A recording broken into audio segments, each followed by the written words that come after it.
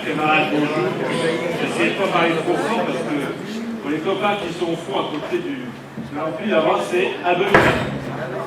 Je vous apporte donc, avec un peu de retard pour cause de commission paritaire locale, le salut fraternel du syndicat des hospitaliers de Saint-James-sur-Loire.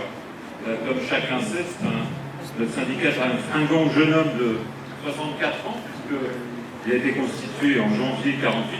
Il est presque d'ailleurs aussi fringant que Daniel, qui, comme un certain nombre d'entre nous ici, sont passés tout petits par le syndicat Force ouvrière des hospitaliers du César. Alors, on a vu quelques changements, puisque ça a été pendant un moment le CPD, bien connu des dangereux. Parce qu'il y a des mecs qui parlent trop près du. Alors, viens voir. Si jamais ça pète trop, tu viens, parce que moi j'entends pas. Oui. Voilà. Et c'est aujourd'hui César. D'accord, ok, le troisième point. Voilà. Okay.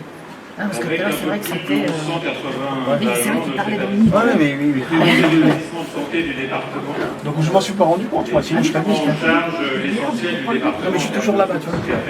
Mais sinon tu viens, puis tu laisses. Encore que, compte tenu des problèmes de démographie médicale rencontrés à Cholet et à Saumur, on est fréquemment amené à leur filer un coup de main. Sollicité tous azimuts, le César peine à faire face à l'ensemble de ses missions, comme d'ailleurs l'ensemble des établissements aussi de France et de Navarre. Il n'y a pas longtemps, il y avait un mouvement de grève dans le nord de la France, dans 3 établissements dont les dotations budgétaires étaient rabotées. C'est le cas malheureusement dans la plupart des établissements. En psychiatrie, on est en plus confronté à des injonctions un peu contradictoires, puisqu'il faut respecter les libertés individuelles, la liberté de choix des patients, de leur secteur d'hospitalisation quand ils sont hospitalisés, et puis en même temps, on est confronté à la nécessité d'hospitaliser sous contrainte, comme on dit pudiquement, un certain nombre de patients, et de récupérer ou d'hospitaliser des détenus qui souffrent de troubles psychiatriques. Avec en plus la dernière réforme de juillet 2011, cela rajoute aux difficultés à la fois en termes de gestion administrative des hospitalisations. Je vous passe les détails sur la nécessité et le nombre de certificats médicaux nécessaires dans certains cas. Certains syndicats de médecins ont chiffré à 27 le nombre de certificats médicaux nécessaires pour un seul patient hospitalisé sous contrainte. Ça augmente à la fois les contraintes pour le personnel médical, mais aussi pour le personnel de l'ensemble des services des établissements, et ce évidemment sans aucun moyen supplémentaire ou très rarement. Dans cette situation, et depuis plusieurs années, la file active ne cesse d'augmenter, alors que les moyens humains et budgétaires, et l'un et l'autre sont liés, puisque comme on dit à un certain nombre de camarades ce matin, l'essentiel de nos dépenses, c'est les frais personnels. Les budgets diminuant, on a pu constater une diminution du personnel, puisqu'entre 2007 et 2011, les effectifs inscrits pour les élections ont diminué dans notre établissement d'une trentaine d'équivalents temps plein. C'est la confirmation de ce qu'annonçaient récemment les Échos, qui indiquaient que pour 2011, pour la première fois, globalement, les effectifs refluent dans la fonction publique. Et ce qu'on constatait jusqu'à maintenant, où les effectifs de la fonction publique territoriale et de la fonction publique hospitalière permettaient d'augmenter globalement les effectifs dans la fonction publique, malgré la réduction des effectifs dans la fonction publique d'État, et là on est en train d'inverser le cours des choses, puisque tout ça est en train de stagner, voire de baisser.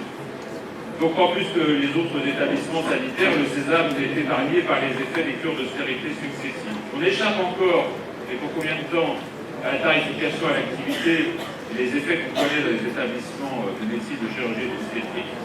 Et même s'il semble que le nouveau gouvernement veut réduire la part de financement résultant de la tarification, ou modifier en tout cas ce système-là, par quoi sera-t-elle remplacée cette T2A et avec quels effets? En tout cas, pour ce qui concerne la psychiatrie, contrairement à ce que certains ont dit, qu'on n'est pas pressé, nous, de voir débarquer la tarification à l'activité. En tant que fonctionnaire hospitalier, et ça a déjà été dit par une partie des intervenants précédents, nos salaires sont bloqués depuis 2010.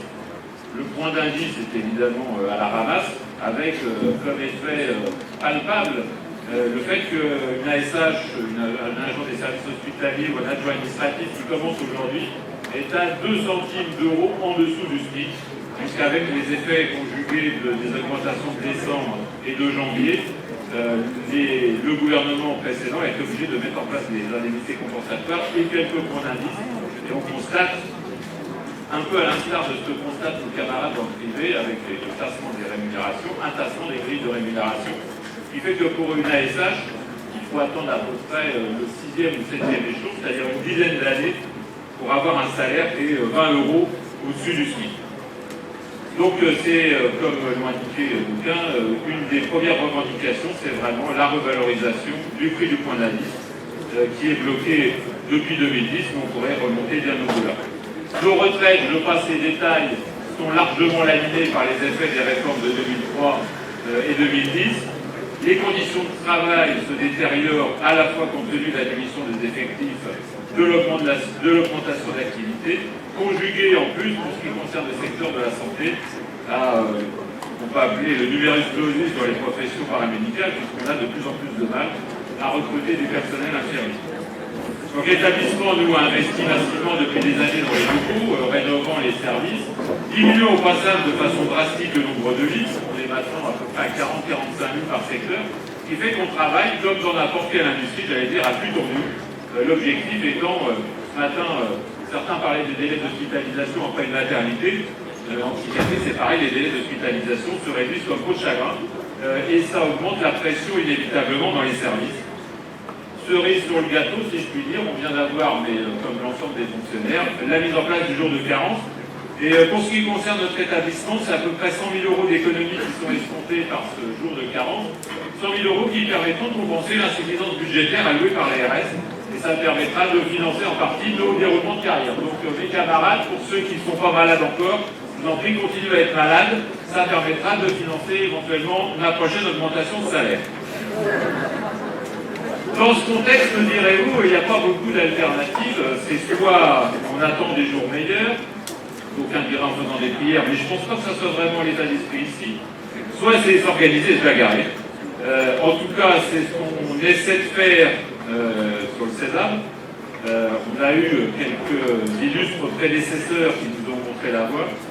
Si on en croit les résultats aux élections, on est plutôt pas mauvais, puisqu'on a progressé de 7% lors des élections de CTE. On progresse en termes de carte de timbre, en termes d'adhérents. On a éradiqué Sud et la CFDT du César. Bon, il nous reste maintenant à prendre la première place devant la CGT, puisqu'il n'y en a plus que 2 organisations syndicales au sein du César.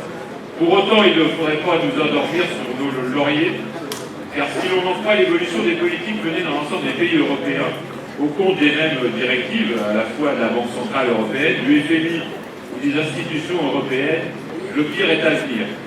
Je pense que si aujourd'hui nous avons pu en France éviter la situation de la Grèce ou de l'Espagne, c'est bien parce que la mobilisation imposée en 2010 contre la réforme des retraites, la position d'indépendance adoptée par notre organisation à tous ces niveaux, ont empêché l'ancien gouvernement d'aller plus loin.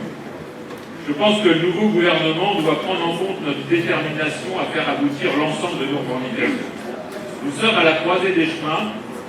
Soit la politique d'austérité menée depuis 30 ans est définitivement stoppée ou inversée, soit nous devrons, avec l'ensemble des salariés, imposer son arrêt.